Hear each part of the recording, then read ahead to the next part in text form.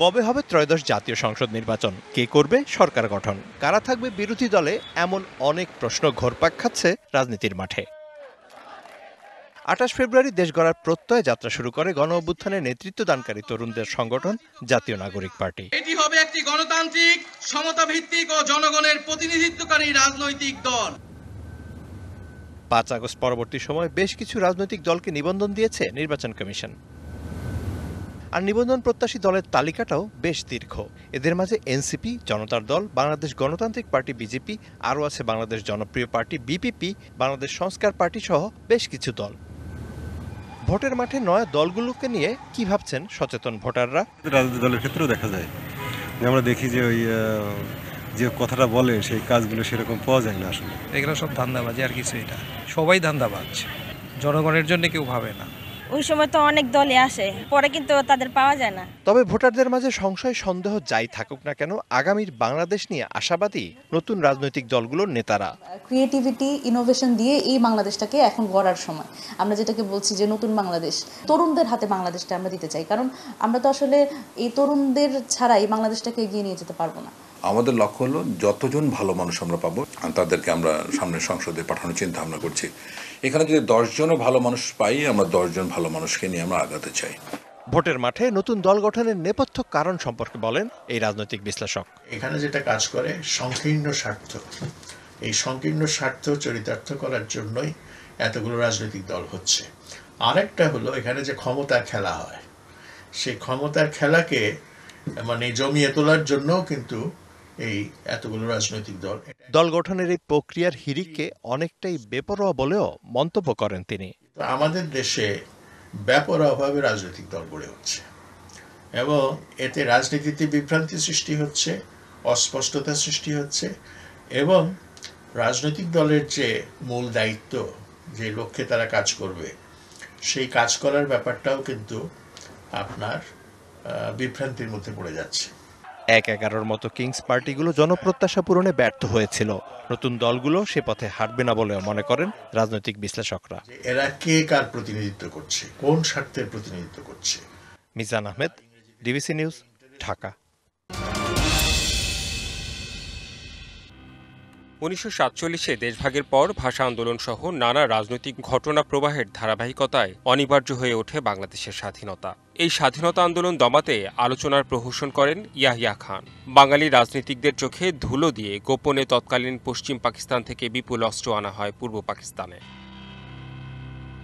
পরিকল্পনা অনুযায়ী ১৯৭১-এর ২৫শে মার্চ রাতে কোনো কিছু বুঝে ওঠার আগেই বিশ্ব ইতিহাসের নিষ্ঠুর বর্বরতা ও হত্যাযজ্ঞ চালায় পাকিস্তানি সেনারা, যার নাম দেয়া হয় অপারেশন সার্চলাইট। এই বর্বরতায় প্রাণ যায় ছাত্র, শিক্ষক সহ হাজারো নিরীহ নিরস্ত্র বাঙালির। মধ্যরাতে পিলখানা, রাজারবাগ, নীলক্ষেত ও ঢাকা বিশ্ববিদ্যালয় এলাকায় হামলা চালায় পাকিস্তানি সেনারা। মেশিনগান, ট্যাঙ্ক, মর্টারের গোলা ও আগুনের লেলিহান শিখায় নগরীর রাত হয়ে ওঠে বিভীষিকাময়। ডক্টর গোবিন্দচন্দ্র দেব ও জ্যোতির্ময় গুহ ঠাকুরতা, অধ্যাপক সন্তোষ ভট্টাচার্য, ডক্টর মনিরুজ্জামান সহ ঢাকা বিশ্ববিদ্যালয়ের কয়েকটি বিভাগের ৯ শিক্ষককে নিষ্ঠুরভাবে হত্যা করা হয়। জগন্নাথ হলে চলে নৃশংস হত্যাকাণ্ডের সবচেয়ে বড় ঘটনাটি। এছাড়া আরও কয়েকটি আবাসিক হলে হত্যাযজ্ঞ চলে রাত থেকে সকাল পর্যন্ত।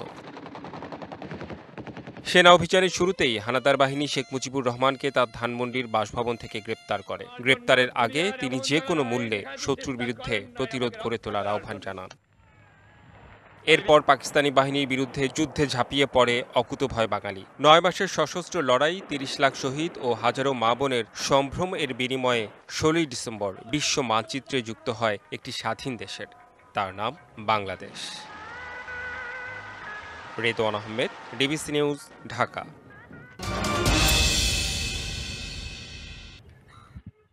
মহান মুক্তিযুদ্ধের স্মৃতিস্তম্ভ সাভারের জাতীয় স্মৃতিসৌধ। স্বাধীনতা দিবসে মুক্তিযুদ্ধের বীর শহীদদের প্রতি শ্রদ্ধা জানাতে আপামর জনতার ঢল নামবে জাতীয় স্মৃতিসৌধে। যথাযোগ্য মর্যাদায় স্বাধীনতা দিবস উদযাপনে স্মৃতিসৌধের ৭টি মিনার, পুষ্পবেদী, গণসমাধি, কৃত্রিম রথসহ নানা অবকাঠামো সাজানো হয়েছে নতুন করে। শেষ হয়েছে রং তুলি আর আলোকসজ্জার কাজ। ২৬শে মার্চ উপলক্ষে ফুল গাছ এবং খোঁজা গাছ, হ্যাস ইত্যাদি সব পরিষ্কার পরিচ্ছন্ন রাখি, যাতে এ জায়গা সৌন্দর্য হয়। এ জায়গা মাটি ছিল, তাই 26 মাস উপলক্ষে এই কারণে আমরা পরিষ্কার করতেছি। তারিখের থেকে কাজ করতেছি, ঝাড়ু টাড়ু দিতেছি, ময়লা পরিষ্কার করতেছি, তাইতে আমার কাছে খুব ভালো লাগে। স্বাধীনতা দিবসে অতিথি সহ সর্বসাধারণের শ্রদ্ধা নিবেদন নির্বিঘ্ন করতে জোরদার করা হয়েছে নিরাপত্তা। 26শে মার্চের ভোর 5টা থেকে সকাল 7:30 পর্যন্ত আমরা এই জাতীয় যে আমাদের দিবসটি আসতেছে, আমরা সাভার স্মৃতিসৌধ এলাকা একদম আমিনবাজার থেকে জনস্বাস্থ্য বন্ধ পুরোটা আমরা নিরাপত্তার সাথে ঢেকে ফেলবো। 12টি সেক্টরে আমাদের এখানে প্রায় 3,500 পুলিশ কাজ করবে, পোশাকে এবং ট্রাফিকে, পিকেটিং এ, রুট লাইনিং, রুফটপ। নিরাপত্তা ও পরিষ্কার পরিচ্ছন্নতা কাজের জন্য গেল 16 মার্চ থেকে দর্শনার্থীদের জন্য বন্ধ রাখা হয়েছে জাতীয় স্মৃতিসৌধ। 26শে মার্চ প্রথম প্রহরে রাষ্ট্রপতি ও প্রধান উপদেষ্টার শ্রদ্ধা নিবেদনের পর খুলে দেয়া হবে সর্বসাধারণের জন্য। DBC news desk.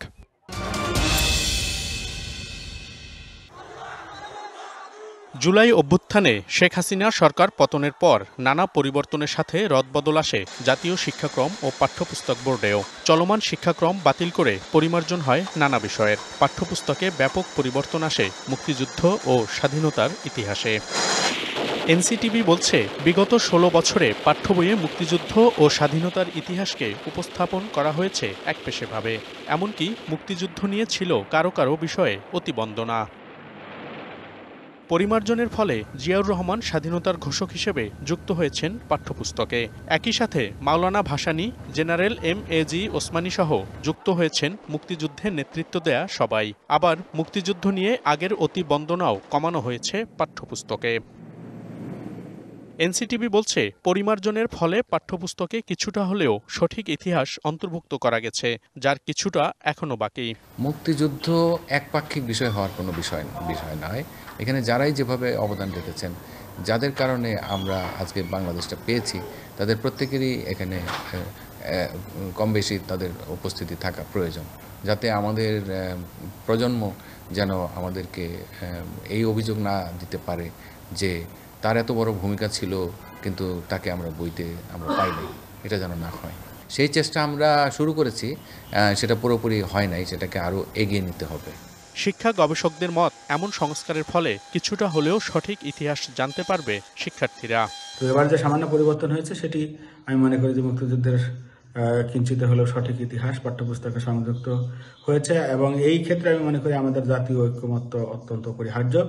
সবাই ঐক্যমত্যের ভিত্তিতে আমাদের এই মুক্তিযুদ্ধের ইতিহাসটি নিরপেক্ষভাবে পাঠ্যপুস্তকে পরবর্তী প্রজন্মের জন্য অন্তর্ভুক্ত হওয়াটা অত্যন্ত জরুরি।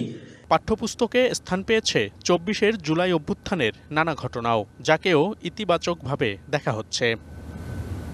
মনিরুল সোহাগ, ডিবিসি নিউজ, ঢাকা।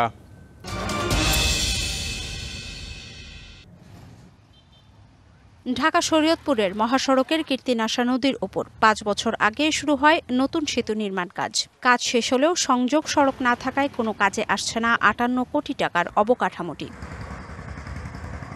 পলেস্তরা খসে পড়ায় পুরাতন সড়কটিকেও ঝুঁকিপূর্ণ ঘোষণা করেছে সড়ক বিভাগ। বিকল্প না থাকায় নরবরী সেতু দিয়েই চলাচল করছে যানবাহন।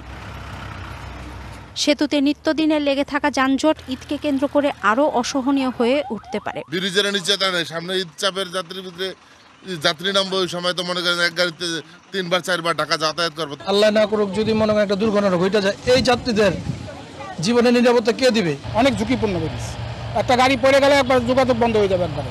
ভোগান্তির কথা স্বীকার করলেও ঈদের আগে কর্তৃপক্ষের কাছে নেই কোনো সমাধান। আমরা খুব চেষ্টা করছি, কিন্তু কোনো দিক থেকে আমরা মানে আনার মতো কোনো ব্যবস্থা আমরা করতে পারিনি। এই কারণে ব্রিজটা ছাড়তে আমাদের দেরি হচ্ছে। বালির সাপ্লাইয়ের কাজ পুরোপুরি শেষ হয়ে সাববেসটা করলেই সেতুটা যানবাহন চলাচলের জন্য উন্মুক্ত করে দেওয়া সম্ভব হবে। আমরা আশা করছি যে বালির নতুন উৎস খুব তাড়াতাড়ি খুঁজে বালির সাপ্লাইয়ের কাজ আবার শুরু হবে। ঈদে এ মহাসড়কে যানবাহনের চাপ বেড়ে যায় কয়েক গুণ। বড় দুর্ঘটনা এড়াতে দ্রুত কার্যকরী পদক্ষেপ চান চলাচলকারীরা। DBC news desk.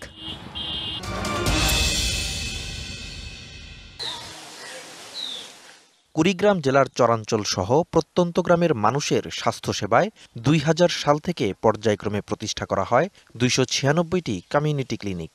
নিয়োগ দেয়া হয় একজন করে কমিউনিটি হেলথ কেয়ার প্রোভাইডার। ক্লিনিকগুলোতে প্রান্তিক পর্যায়ের বিভিন্ন শ্রেণীপেশার মানুষের জন্য সাধারণ রোগের চিকিৎসা ও বিনামূল্যে ওষুধের সুবিধা ছিল। তবে কমিউনিটি ক্লিনিকগুলো প্রকল্প থেকে ট্রাস্টের আওতায় নেয়ায় 2024 সালের জুলাই থেকে বন্ধ হয়ে যায় বেতন ভাতা। এতে প্রায় 300 ক্লিনিকের স্বাস্থ্যকর্মীরা চাকরি নিয়ে অনিশ্চয়তায় পড়েছেন। সংসারে 2টা ছোট বাচ্চা আছে, তাদের লেখাপড়ার খরচ চালাতে আমার খুব কষ্ট হচ্ছে। তাই আমি চাচ্ছি যত তাড়াতাড়ি সম্ভব এই 14,000 CSCPর বেতন ভাতা দেওয়া হোক। ঋণে জর্জরিত হওয়ার কারণে বা বিভিন্নভাবে সমস্যা থাকার কারণে আমাদের এখানে সেবা প্রদানের বিঘ্নতা হচ্ছে। অন্যদিকে এসব কমিউনিটি ক্লিনিকে আগে 27 প্রকারের ওষুধ দেয়া হলেও এখন দেয়া হচ্ছে 22 প্রকার। ফলে দুর্ভোগে পড়েছেন স্বাস্থ্য সেবা নিতে আসা প্রান্তিক জনগণ। আমরা এই ক্লিনিকগুলো চাই, আমরা বিরাট উপকার হয়, আমরা ওষুধ পাই। আগে ওষুধপাতি ভালোই দিছিল, এখন ওষুধপাতি একটু কম পাওয়া যায়। ক্লিনিকগুলোতে অ্যান্টিবায়োটিক ছাড়া বাকি সব ওষুধের সরবরাহ স্বাভাবিক থাকার কথা জানান কুড়িগ্রামের ডেপুটি সিভিল সার্জন।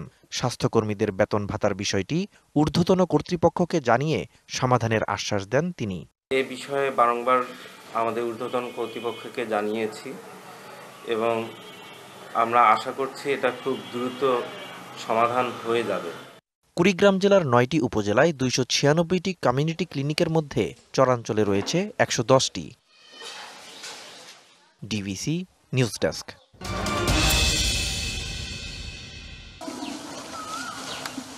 গাইবান্ধায় এবছর বোরো ধান চাষে খরচ বেড়েছে দ্বিগুণ। একদিকে ডিজেল ও বিদ্যুতের দাম বাড়ায় সেচ খরচ বেশি, অন্যদিকে সার, বীজ, কীটনাশক ও শ্রমিকের মজুরি বৃদ্ধি পাওয়ায় কৃষকের কপালে দুশ্চিন্তার ছাপ। সব জিনিসের মূল্য বৃদ্ধি পাওয়ায় ধার দেনা করে আবাদ করতে বাধ্য হচ্ছেন কৃষকরা। মৌসুম শেষে ধানের বাড়তি দাম পাওয়া নিয়েও শঙ্কায় কৃষক। এবার প্রতি বিঘা জমিতে বাড়তি 5,000 টাকা খরচ হচ্ছে বলে জানান কৃষকরা। খরচ পুষিয়ে নিতে ধান চালের দাম বাড়িয়ে হাটে হাটে সরকারি ক্রয় কেন্দ্র খুলে ধান সংগ্রহের দাবি কৃষকদের। তুলনায় এবার খরচ বেশি হচ্ছে, সারের দাম বেশি, জমির কৃষকের কৃষিয়ানের দাম বেশি। এগুলো সব মিলে আর কি গতবারের তুলনায় অনেক খরচ বাড়িয়ে গেছে। না পোষালেও করা লাগবে, খাওয়া লাগে। সরকারের যে রেটটা দেয় রেটটাও তো আমরা বেচতে পারি না, তার থেকে কম বেচা না। ধান চালের কম যে রেট দেন সে রেট আমরা পাই না।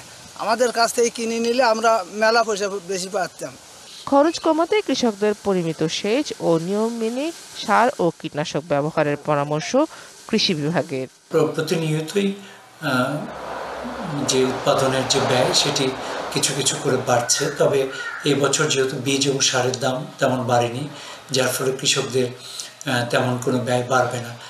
বাজার তদারকি সহ ধান সংগ্রহ অভিযান জোরদার করা হবে, এমনটাই প্রত্যাশা কৃষকদের। DBC news desk.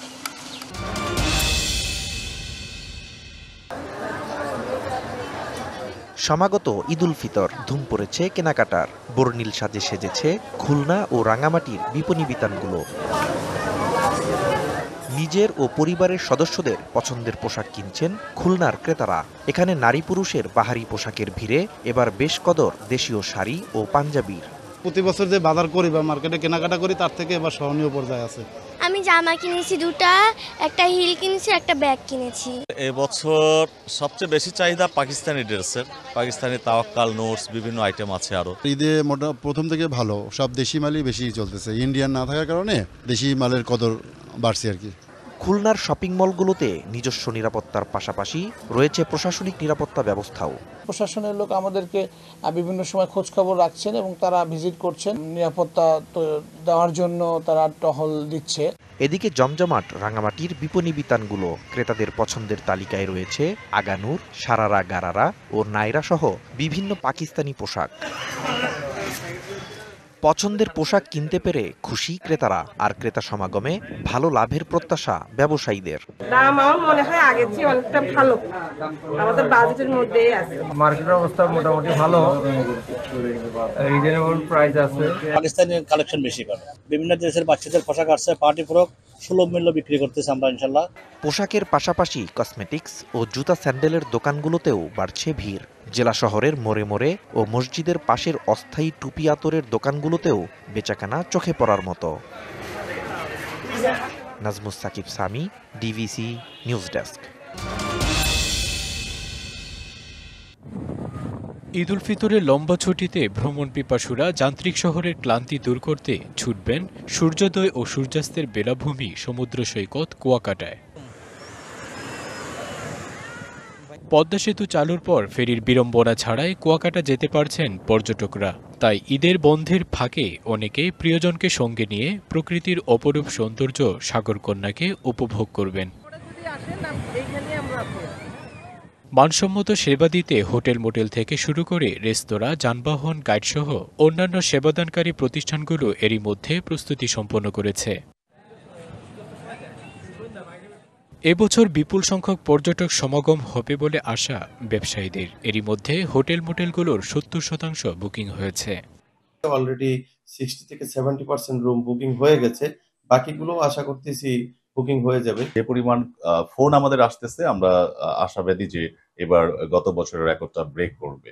স্থানীয় দোকানিরাও ঈদ ঘিরে ভালো ব্যবসার প্রত্যাশা করছেন। নতুন মাল উঠানো হয়েছে, আশা করি কুয়াকাটায় বিপুল পরিমাণে পর্যটক আগমন হবে। আমরা ট্যুরিস্ট পুলিশ কুয়াকাটা জোন যে কটা স্পট আছে সর্বত্র আমরা বিচরণ করব।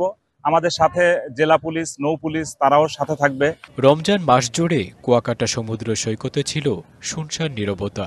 এবার লম্বা ছুটিতে সেই নীরবতা ভাঙার তোড়জোড় শুরু হয়েছে। ঈদের ছুটি হবে উপভোগ্য ও নিরাপদ, এমনটাই প্রত্যাশা সবার। DBC news desk.